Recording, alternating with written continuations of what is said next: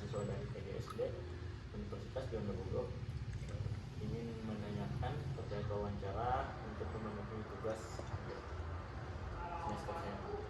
Apakah Bapak berkenan? Insya Allah saya berkenannya.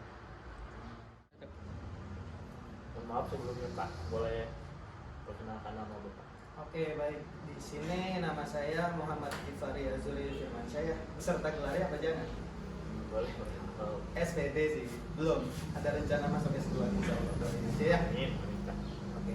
Saya di sini pertama kan tadi harus instansi ya. Instansinya itu SD Negeri 1 Benteng.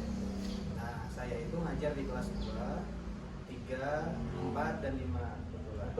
Untuk mata pelajaran IPS ini Pak? Iya. Untuk mata pelajaran IPS. Baik Pak, sebelumnya di sini saya ada beberapa pertanyaan yang akan saya tanyakan kepada Bapak. Langsung masuk ke pertanyaan pertama aja Pak. Boleh. Yang pertama ada sumber dan media apa sih yang Bapak pakai dalam pembelajaran IPS ini? Ya, untuk sumber pembelajarannya itu sudah jelas ya. Kalau di SD manapun saya kira akan menggunakan buku dari kurikulum yang tertera ya. Tapi kalau untuk media pembelajaran mungkin tergantung si gurunya masing-masing. Nah, di sini saya bisa menggunakan media pembelajaran tong sampah. Tong sampah ini dari materi psikologi sosial. Jadi tergantung materinya apa, jadi si guru itu bisa menyesuaikan apa media pembelajarannya. Sampai sini paham?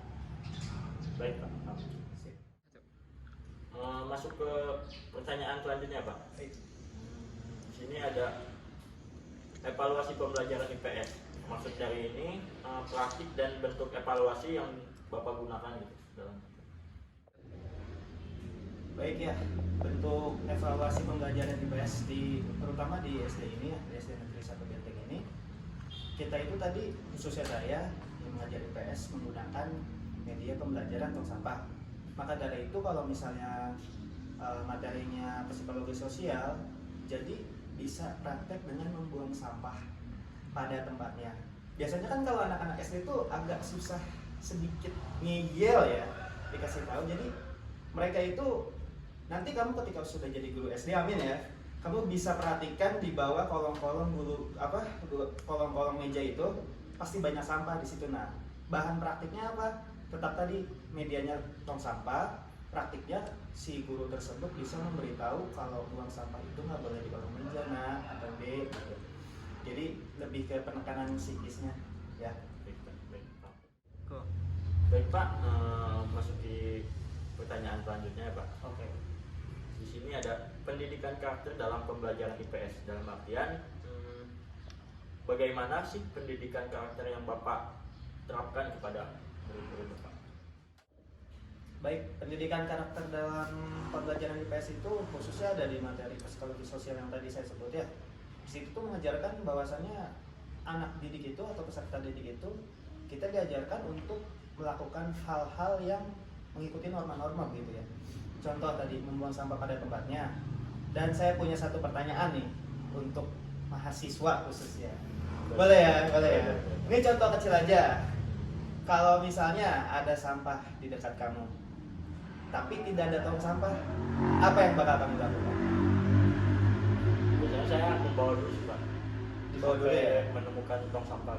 Nah, nanti dari jawaban itu kamu bisa cari solusi dan diterapkan kepada anak-anak peserta didik yang jenjangnya sekolah dini atau SD ya, agar mereka memahami apa yang dapat kamu jelaskan begitu. Jadi kita sebagai guru atau media pembelajaran di sini itu harus bisa menguasai, minimal bisa dulu deh, agar si anak tidak salah paham kalau kita memberikan pandangan kita terhadap mereka. Cukup ya? Cukup Pak. Baik Pak. Baik Pak, masuk ke pertanyaan selanjutnya Pak. Baik. Di sini ada pendidikan IPS di tengah tantangan nasional dan global.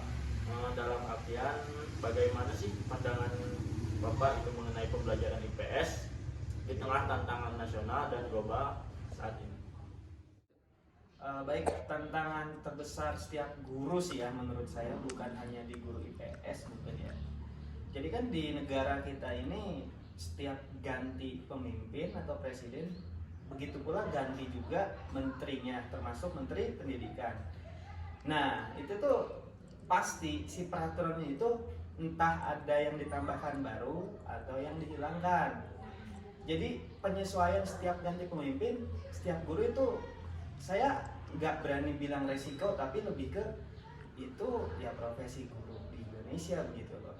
Dengan ya honor yang sebegitu-begitu saja sebenarnya, tapi di luar daripada itu kita harus ikhlas ya. Tantangannya adalah kita harus penyesuaian, harus selalu berimprovisasi sama adaptasi setiap pergantian pemimpin di Indonesia. Paling begitu ya. Baik Pak. Baik Pak, memasuki pertanyaan selanjutnya ya Pak. Oke. Mengenai kurikulum nih Pak, bagaimana kurikulum diimplementasikan dan dipraktikkan pengajaran dalam muatan IPS di SD? Oke. Baik, baik, baik. Oke, jadi kurikulum yang baru ini namanya kurikulum Merdeka ya. Jujur aja saya belum baca semua, tapi ketika sudah mengimplementasikannya, saya itu menggunakan metode apa yang memang saya ketahui. Contohnya kayak tadi, di pelajaran psikologi sosial, itu membuang sampah pada tempatnya itu sudah kita bisa mengajari sedikit tentang dengan sangkut pautnya metode apa yang guru ketahui, diselubungkan dengan kurikulum Merdeka atau kurikulum yang baru oleh Mas Menteri ini ya. Mungkin begitu. Segitu saja Pak. Baik. Baik Pak, memasuki pertanyaan yang terakhir ya Pak. Oke. Ini mengenai RPP nih Pak. Baik. Apa sih dan bagaimana gitu RPP yang digunakan oleh Bapak sendiri? Baik, sehubungan dengan RPP ya. RPP ini kan di dalamnya itu kalau mahasiswa perhatikan ada KI 1 atau KIKD, KI 2 atau KIKD ya. Nah, di situ menjelaskan nanti sebelum memulai pembelajaran itu ada poin-poin yang menunjukkan bahwasannya setiap guru akan melakukan hal tersebut begitu loh. Jadi bagaimana digunakannya? Jadi acuan di RPP itu terkadang ada guru yang improve, ada guru yang mengikuti semuanya, dan ada guru yang memang tidak mengikuti sama sekali. Sekarang tergantung dari guru masing-masing tersebut gitu. Jadi apakah baik menggunakan RPP di jenjang SD? Kalau menurut saya pribadi mungkin baik ya, tapi kan penyesuaian dari usia anak dasar di sekolah dasar ini kurang begitu, pemahamannya kurang begitu kritis lah katakan. Jadi kalau untuk penggunaan RPP untuk guru sekolah dasar mungkin bisa improvisasi saja ya.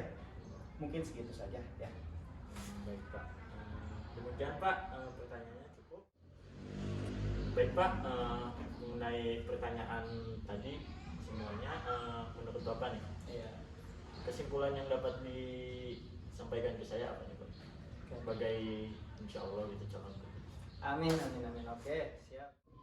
Adapun kesimpulan ya, baik, kesimpulan yang saya miliki atau saya pikirkan detik ini juga adalah ketika memang kamu sudah siap terjun mengajar atau mendidik ya lebih tepatnya ke jenjang sekolah dasar, itu mau nggak mau harus siap sebenarnya. Siap dalam hal apa dulu?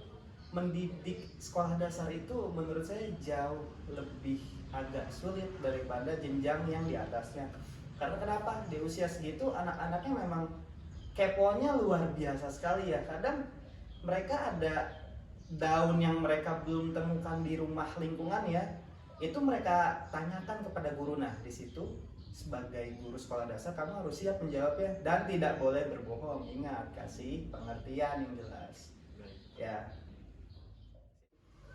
Baik Pak, segitu saja mungkin pertanyaan sama wawancara yang saya tanyakan ke Bapak. Terima kasih atas waktunya ya Pak. Siap. Maaf nih, Siap. Nggak apa-apa. Dan aja Pak, boleh